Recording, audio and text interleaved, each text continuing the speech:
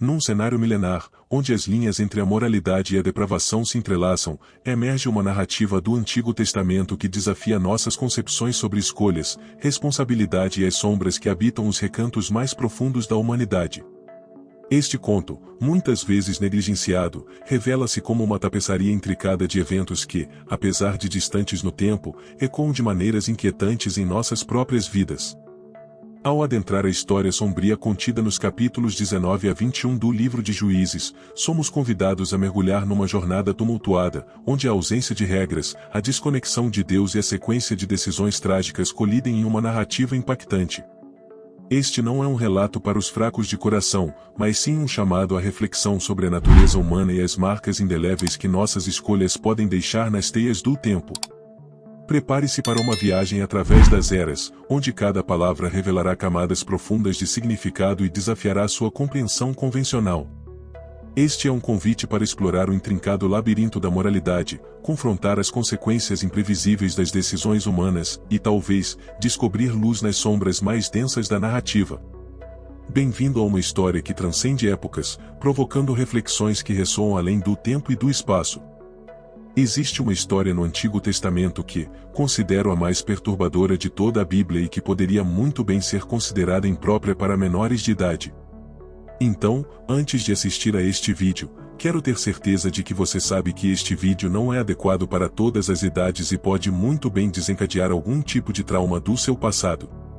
A história a qual me refiro encontra-se nos capítulos 19 a 20 do livro de Juízes.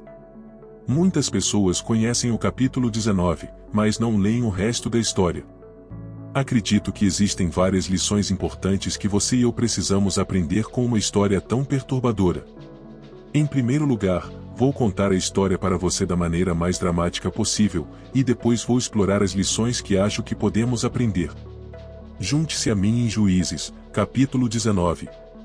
No capítulo 19, versículo 1, nos dias em que não havia rei em Israel, um levita que morava numa parte remota do país montanhoso de Efraim adquiriu uma mulher de Belém de Judá como sua concubina. Quero que você entenda, e aqui está um homem levita morando no norte de Israel, e ele adquire essa mulher para ser sua concubina ou esposa, como preferir chamá-la. Ela está morando no sul, em Belém. Continuemos a história. Ela foi infiel a ele e o deixou pela casa de seu pai em Belém de Judá, onde ficou por 4 meses. Ela o traiu e voltou para a casa de seu pai em Belém. A história continua, e essencialmente, esse homem levita quer recuperar sua esposa. Então, ele viaja do norte, do país montanhoso de Efraim, até o sul, em Belém, para buscar essa mulher e ficar com ela novamente. Ele chega lá, e o pai dela é muito hospitaleiro. Várias vezes, o cara diz: "Ei, tenho que ir embora, me dê minha esposa para eu voltar para casa." E o pai diz: Não, fique mais uma noite." Ele diz: "Ok, fico mais uma noite." Isso se repete por vários dias, até que finalmente o homem diz: "Ei, com todo o respeito, agradeço sua hospitalidade, mas preciso voltar para casa." Ele finalmente parte de volta para casa, e é aí que toda a tragédia ocorre. Bem, o homem com sua concubina viajando de Belém, no sul de Israel, para o norte, Efraim. Eles estavam perto de Jebus, e o servo disse ao mestre: "Vamos passar a noite aqui, em Jebus, que é uma cidade de estrangeiros onde não há israelitas. Vamos continuar até Gibeá ou Ramá." Então, eles continuaram sua jornada, e o sol se pôs enquanto se aproximavam de Gibeá, em Benjamim. Eles vão para lá, e, para sua surpresa, ninguém está disposto a recebê-los em suas casas. A hospitalidade era uma coisa enorme na cultura israelita. No final da noite, um homem idoso aparece na praça e diz: "Por que você ainda está aqui? Alguém já os acolheu em sua casa?" E eles respondem: "Não, ninguém nos acolheu." O homem idoso diz: "E sabe de uma coisa, você pode ficar comigo esta noite." O levita responde: "Ótimo, só quero te avisar que não precisamos de nada de você. Temos comida suficiente para nossos jumentos, para mim e para minha concubina. Só precisamos de um lugar para descansar a cabeça. Se você me der um travesseiro, é tudo de que preciso." O homem idoso diz: "E sem problemas, você pode ficar comigo. Estamos bem." Então, esse homem levita, seu servo e sua concubina passam a noite na casa desse homem em Gibeá. E é aí que tudo acontece. Enquanto eles estavam se divertindo, homens malignos da cidade cercaram a casa e bateram na porta. Eles disseram ao dono da casa, o homem idoso, traga o homem que veio à sua casa para que possamos ter relações com ele. Aqui é onde a história toma um rumo horrível, com homens pervertidos vivendo em Gibeá. Eles vão à casa desse homem idoso e dizem, sabemos que você tem um hóspede em sua casa. Traga para fora para que todos nós possamos ter relações sexuais com ele. A história continua com o dono da casa resistindo, oferecendo sua filha virgem e a concubina do homem. No entanto, os homens pervertidos recusam e insistem em ter o homem. Finalmente, o dono da casa, incapaz de impedir o ato horrível, entrega a concubina, que é estuprada e abusada a noite toda.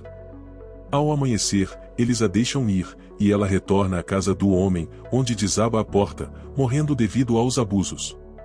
O texto continua, detalhando os eventos seguintes, incluindo uma guerra civil entre as tribos de Israel e as consequências trágicas que se desenrolam. Cada decisão ruim tem ramificações, afetando vidas de maneiras imprevisíveis. Por fim, o autor destaca que, mesmo no meio das consequências devastadoras das más decisões, Deus ainda mostra graça.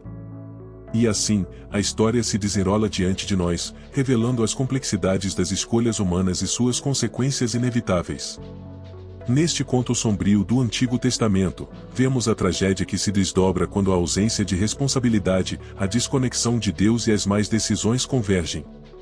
Contudo, mesmo nas sombras mais profundas da narrativa, uma centelha de esperança é vislumbrada na graça divina que persiste. Ao contemplar as lições cruas que emergem dessa história perturbadora, somos confrontados com a realidade de que cada escolha, por mais insignificante que pareça, tece seu fio no tecido complexo da existência.